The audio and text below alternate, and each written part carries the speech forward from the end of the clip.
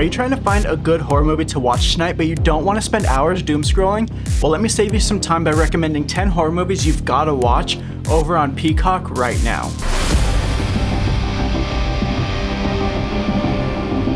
Welcome into Nonstop Horror, your new favorite spot to talk about the horror genre all year long. It's my job in these videos to make your life a little bit easier by doing all of the research behind the scenes and presenting to you the best horror movies that you can stream right now. Today we are talking about Peacock, perhaps not the best or most popular streaming service for horror fans, but I know there's a few of you Peacock subscribers out there. We've got some big name directors on this list today, along with some lesser known gems, so make sure to stay until the end. Of course, there will be a final graphic that recaps all of the movies that I talked about and where they're streaming if you're not in the US. Quick side note before we get into those movies, a few people have asked me about a couple of shirts I've worn recently, so I've got to shout out Nerdy Wave. They've sent me a few pieces recently, including this Hereditary shirt right here, this really cool UFO themed shirt right here, and this is probably my favorite, this Blair Witch Project tank. I've been rocking this in the gym lately. Super sick. And all three of these have immediately found their way into my regular rotation. Now, if you want to show off your horror obsession like me, I highly recommend checking them out. I've got a discount code for you here in a second, but what I like about Nerdy Wave is that these shirts don't feel like the generic horror t-shirts that you see everywhere.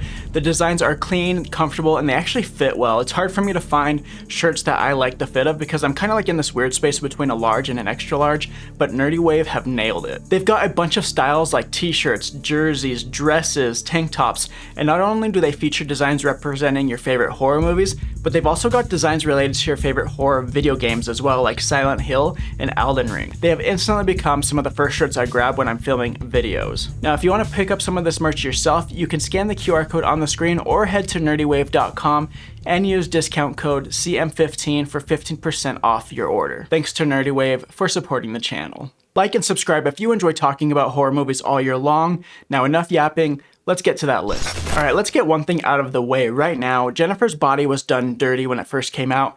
The marketing kind of sold it as this like Megan Fox is hot and kills people, which completely buried the fact that this is actually one of the smartest horror comedies of the 2000s. Thankfully, the movie has undergone a massive reevaluation over the years, and today it's considered a cult classic for good reason. The story follows Needy, played by Amanda Seyfried, and her best friend Jennifer, played by Megan Fox.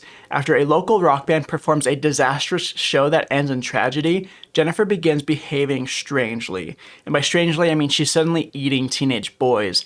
As Needy starts piecing together what happened to her friend, she realizes Jennifer has become something far more dangerous than your average high school mean girl. The dialogue in this movie is sharp, weird, and endlessly quotable, while director Karen Kusama gives the film a stylish, almost dreamlike energy that separates it from a lot of these horror comedies from that era. I recently revisited Jennifer's Body, and something that surprised me is how funny the movie is. Everybody talks about the horror elements, but this thing is loaded with dark humor. Amanda Seyfried and Megan Fox have fantastic chemistry together, and the movie balances comedy and horror far better than it gets credit for. There's also a lot more going on beneath the surface than people initially realized. The movie explores friendship, jealousy, identity, toxic relationships, and the way young women are often objectified and exploited. It's one of those rare horror movies that actually has something to say without sacrificing entertainment. If you've only ever heard people joke about Jennifer's Body or just remember the marketing campaign, go give it another shot. This is one of the easiest recommendations on this list. If there's one movie on this list that proves you don't need a giant budget, a huge cast, or elaborate mythology to make an effective horror film, it's Hush. Directed by Mike Flanagan before he became horror royalty with projects like The Haunting of Hill House, Midnight Mass, and Dr. Sleep, this is one of the simplest premises you'll ever hear, and one of the most suspenseful. The story follows Maddie, a deaf writer living alone in a secluded house deep in the woods. One night, a masked killer appears outside her home and realizes that she can't hear him.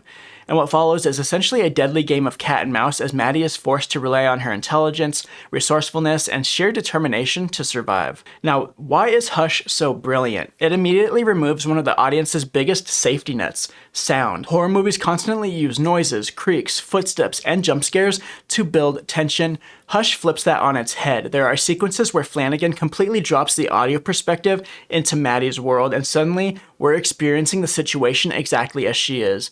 It's incredibly effective and creates tension in a way most home invasion movies never even attempt. And that, my friends, is where the movie becomes a masterclass in suspense. The killer reveals himself relatively early, which means the tension doesn't come from wondering who the threat is. It comes from watching two intelligent people constantly try to outthink each other. Maddie isn't a helpless victim, and that's what makes the movie so much fun to watch. Kate Siegel is phenomenal in the lead role too, carrying much of the film through physical acting and facial expressions rather than dialogue. It's one of those performances that quietly does a ton of the heavy lifting. I think this is one of Mike Flanagan's most accessible films and arguably one of his most rewatchable. If you've somehow missed Hush, Peacock is giving you the perfect excuse to finally fix that. If you walked into the room halfway through this next movie, you'd probably swear it was made in the late 1960s or early 70s. It's one of the most visually unique horror films that you'll ever see. The Love Witch, written and directed by Anna Biller, is a gorgeous blend of horror, dark comedy, romance, and satire that feels completely unlike anything else on this list. Elaine is a beautiful young witch who moves to a new town searching for love. The problem is that whenever Elaine finds a man she's interested in, she uses magic to make him fall hopelessly in love with her. Sounds pretty romantic, right? Well, not exactly. It turns out that magically manufacturing the perfect relationship tends to have some pretty horrific consequences. Sound like a super popular horror movie that just came out and blew up the box office by any chance? What makes The Love Witch stand out immediately is its presentation. Anna Biller didn't just make a movie inspired by vintage horror films, she practically time traveled and made one. The costumes, production design, lighting, camera work, and color palette all perfectly recreate the look of classic Technicolor cinema. Every frame feels handcrafted like a painting hanging in an art gallery. Beneath all the stunning visuals is a really sharp satire about love, gender roles, fantasy, and the unrealistic expectations people place on relationships as well. Elaine is simultaneously sympathetic, tragic, funny, and terrifying, which makes her one of the more fascinating horror protagonists of the last decade. Samantha Robinson is phenomenal in the lead role too. She completely commits to the old Hollywood style of performance while still making Elaine feel like a fully realized character rather than just a parody. This is definitely one of the more artsy films on the list, but don't let that scare you away. The Love Witch is weird, stylish, and endlessly memorable. It's the kind of movie that horror fans spend years recommending to each other, and for good reason. Alright, this next movie is interesting because it marks the return of horror legend John Carpenter to feature filmmaking after nearly a decade away. And while The Ward doesn't get talked about nearly as much as films like Halloween, The Thing, or In the Mouth of Madness, it's still a surprisingly effective psychological horror movie that's absolutely worth revisiting. The story follows Kristen, who wakes up inside a psychiatric hospital after being accused of arson.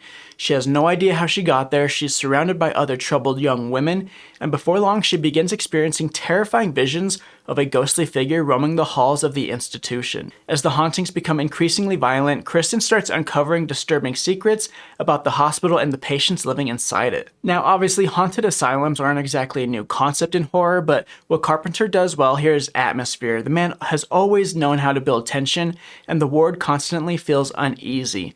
The hospital itself becomes a maze of dark corridors, locked rooms, flickering lights, and hidden dangers, creating that classic feeling that nowhere is truly safe. It's basically old school horror brought forth to the year 2010.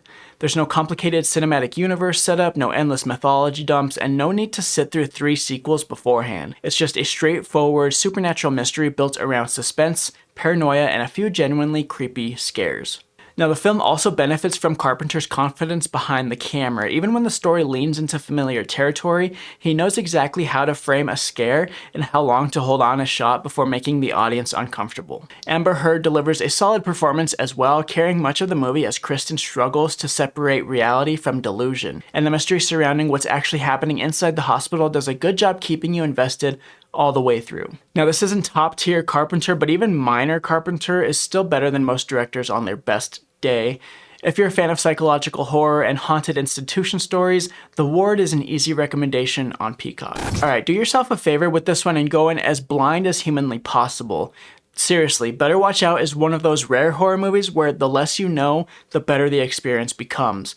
I'll keep this as spoiler-free as possible because part of the fun is watching the movie slowly reveal what kind of story it's actually telling. At first glance, it looks like a pretty standard home invasion horror film. We have Ashley, a babysitter spending the evening looking after 12-year-old Luke while his parents are away for the holidays. And everything seems normal enough until strange events start occurring around the house. And before long, it appears that someone may be trying to break in. Seems simple enough, but think again. This is where the movie completely hooked me personally. Just when you think you've figured out where it's going, Better Watch Out takes a hard left turn and becomes something entirely different. It's one of those movies that constantly stays one step ahead of the audience, and that's a huge part of why it's developed such a passionate cult following. What makes the film work so well is its balancing act between horror, thriller, dark comedy, and absolute discomfort. Director Chris Peckover understands exactly how to manipulate audience expectations, and he uses that knowledge to keep you off balance for nearly the entire runtime. Now, the performances are fantastic too. I gotta talk about them, particularly from Levi Miller and Olivia DeJonge. Everyone commits fully to the increasingly insane situations the story throws at them, which helps sell those moments that could have easily fallen apart in lesser hands. And despite being set during Christmas, don't expect some cozy holiday horror movie either. This thing gets surprisingly dark, surprisingly tense, and at times mean in ways that caught a lot of viewers off guard when it first released. This is one of those movies I wish I could watch again for the first time. If you've somehow avoided spoilers all these years, don't look up anything else and just hit play. Trust me. Alright, if you've ever looked at an alligator and thought, yeah, that's already terrifying enough, then Louis Teague's Alligator from 1980 is here to remind you that nature can always get worse. This is one of the greatest creature features of the 1980s, and it's way smarter and funnier than its premise has any right to be. The setup is just beautifully ridiculous. This baby alligator is purchased as a pet, and it's eventually flushed down a toilet when it becomes too difficult to care for, and then somehow survives in the city's sewer system. And then years later, thanks to illegally dumped experimental growth hormones, that tiny reptile has become an absolutely gigantic killing machine lurking beneath the streets of Chicago. Kind of reminds me of The Host, where that amphibious creature was a result of chemicals being illegally disposed of. Now, I know this sounds like the plot of a movie you'd stumble across at like 2 in the morning and immediately dismiss, but trust me, this movie fucking rules. Now, what separates Alligator from a lot of creature features is that it never treats the audience like idiots. Beneath all the giant reptile chaos is a surprisingly sharp satire about corporate greed, government incompetence, and the consequences of reckless scientific experimentation.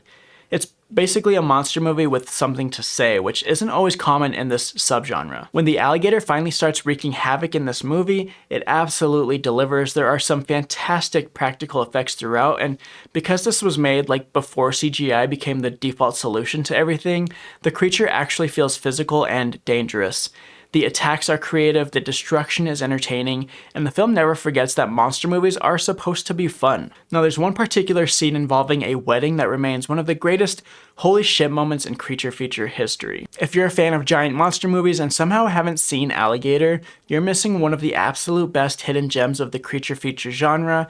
This thing is a blast from beginning to end.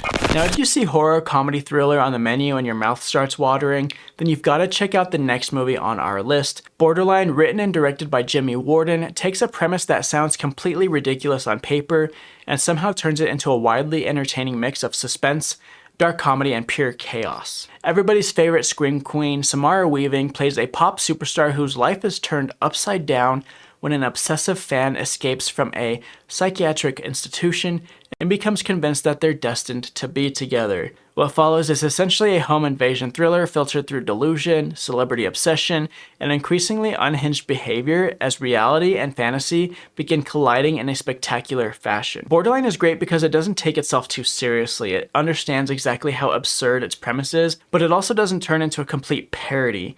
It walks that line between comedy and genuine tension surprisingly well, which keeps you invested even when things get completely outrageous. The performances are doing a lot of heavy lifting here. Samara Weaving once again proves that she's one of the most reliable people working in horror right now. She has this incredible ability to sell both panic and comedy at the same time, which makes her a perfect fit for a movie like this. And just being completely honest here, the movie only works because she's in it. Meanwhile, the obsessive stalker at the center of the story is played with just the right mix of charm, awkwardness, and instability to make every scene feel unpredictable thanks to Ray Nicholson. The movie kind of hits you over the head with its themes of celebrity culture, parasocial relationships, obsession, and entitlement, giving the story a little more substance than you might expect from a film that often feels gleefully insane. I personally recommend watching this with a crowd because it's the perfect mix between funny, cringy, and you're all going to be wondering just what insane thing is about to happen next. So if you like your horror with a healthy dose of dark comedy, Borderline is a really fun surprise on Peacock.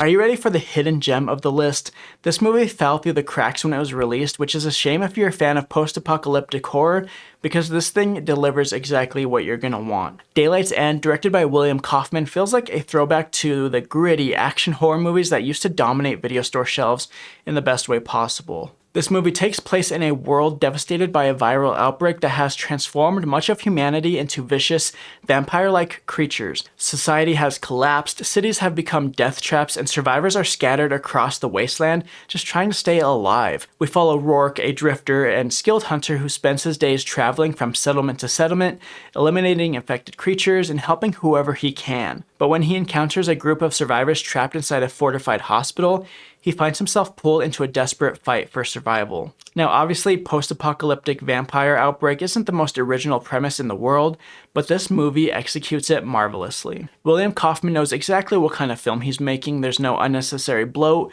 no complicated mythology dumps, and no attempts to reinvent the genre.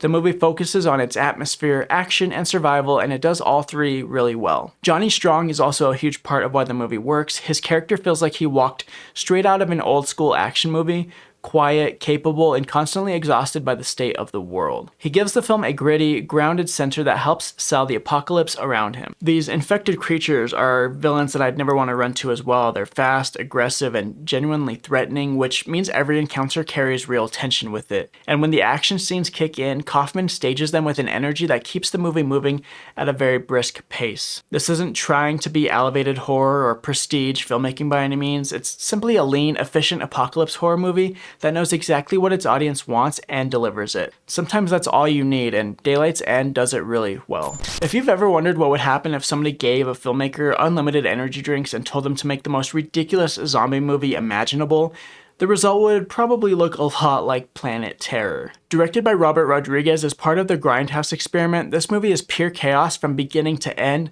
and that's exactly why it works. The story kicks off when a mysterious biochemical weapon is released into a small Texas town, transforming the population into grotesque, flesh-eating mutants.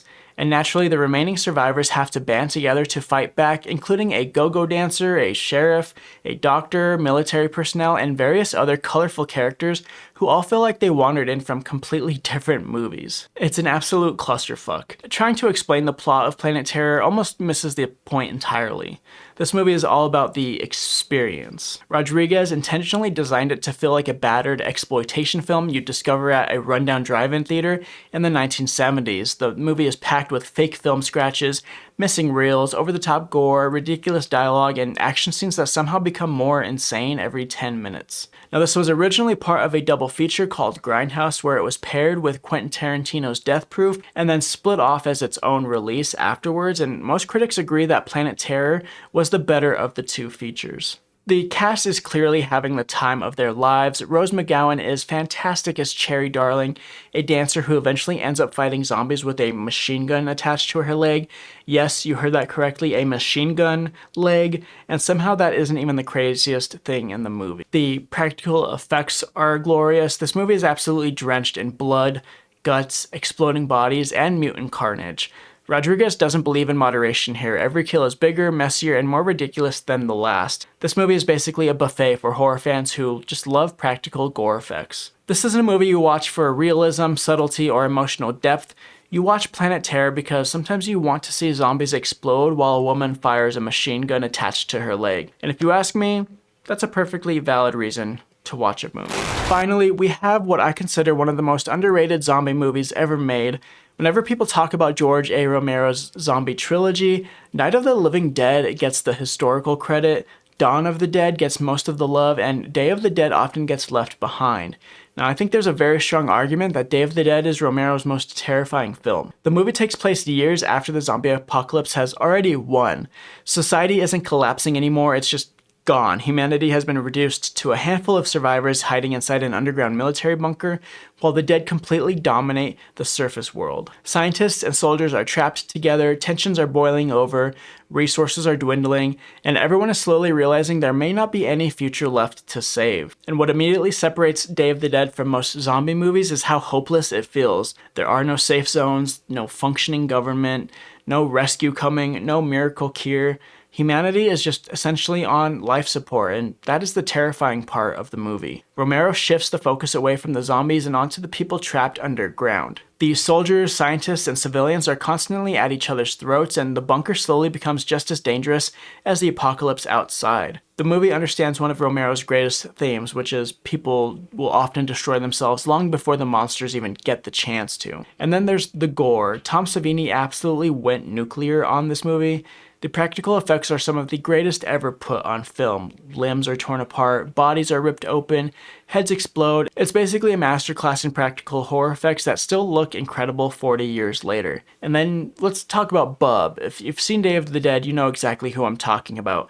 Bub just remains one of the most fascinating zombies ever put on screen and gives the movie an emotional layer that doesn't exist in a lot of zombie movies. So if you're a zombie fan and somehow haven't seen Day of the Dead, stop what you're doing and fix that immediately. This isn't just one of the best movies on Peacock, it's one of the greatest zombie films ever made. Let me know which of these movies you're going to check out tonight, and if you've seen them before, let your fellow horror nerds know why they should watch them in the comments. No spoilers, of course. And speaking of nerds, make sure to head to nerdywave.com and use promo code CM15 for 15% off your next horror merch purchase. Now, if you got to the end here and you're still hungry for more horror movies, make sure to check out this playlist in the corner featuring hundreds of horror movie recommendations spanning all of the major streaming platforms. You are bound to find something juicy to watch in that playlist. Like and subscribe and hit that bell notification so you don't miss these recommendations ever again. This has been Nonstop Horror. I'll see you in the next one, and remember to embrace the fear all year long.